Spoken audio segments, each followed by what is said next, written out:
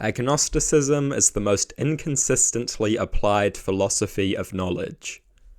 Agnosticism posits that we cannot know if God does or does not exist. People are only ever agnostic concerning matters of religion. Yet agnosticism is applicable broadly. The logical conclusion of an agnostic approach to religion is being agnostic about a lot of things that the typical agnostic would never claim to be agnostic about. It is true that we cannot definitively know if God does or does not exist.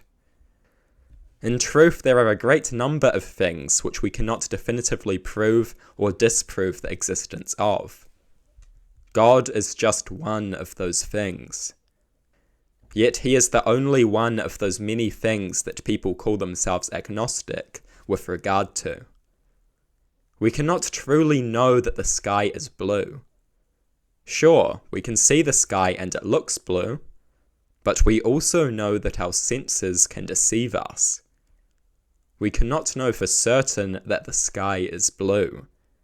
Do we call ourselves agnostic with regards to such matters? Similarly, we cannot definitively prove or disprove the existence of pixies, unicorns, goblins, elves, witches, and ogres. Do we call ourselves agnostics with regards to such matters? No, we do not. The philosophy of knowledge that is agnosticism is the most inconsistently applied philosophy of knowledge that there is. What if I told you that Adolf Hitler is standing right behind you? Can you definitively prove that he is not? You can only use your senses to find out. Senses which are known to be unreliable. In other words, you cannot definitively know. You are an agnostic with regards to the prospect that Adolf Hitler is standing right behind you. Anything that is known through the senses cannot be definitively known. Only a priori knowledge can be held with certainty. Necessity is one such thing. We can know with certainty that a large horse is large. We can know this because a large horse being large is a necessity. The definitional can be known for certain because it does not necessitate reliance on our senses. One could argue, however, that it does rely upon our brains and our reasoning, two things which have their own reliability issues. My point is simple.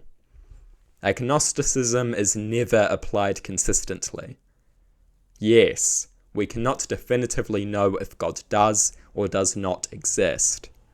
But this also goes for a lot of things that nobody ever claims to be agnostic about. It is unthinkable that someone would proclaim themselves agnostic with regards to the prospect that the sky is blue or trees exist. Yet the unreliability of our senses means that we cannot definitively know such things, just as we cannot definitively know if God does or does not exist. People are only agnostics with regards to religion.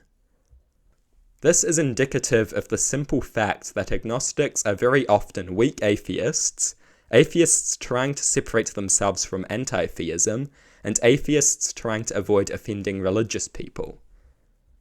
These are a few explanations for why hordes of people are agnostic with regards to religion, while nobody is agnostic with regards to anything else. Indeed, many of us are agnostic with regards to a great many things, but nobody ever feels any need to proclaim it. Perhaps that is at the core of the explanation for this apparent inconsistency. Still, people often miss the logical conclusions. It is only through your senses that you know your mother exists. Your senses are unreliable.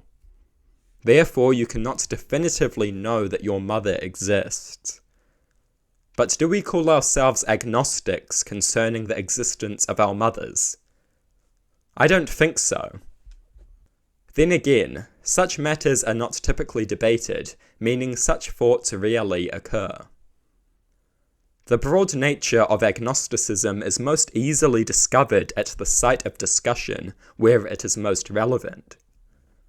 Something can be everywhere, but you will only find it where you look, and in the case of agnosticism, that place is the God debate.